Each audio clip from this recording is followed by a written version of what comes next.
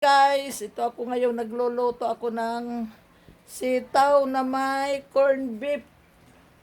Ayan yung halo ko. Ayan yung ulam namin.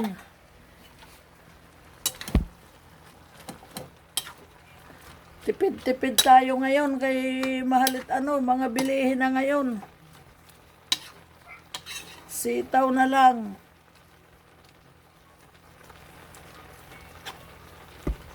Sitaw.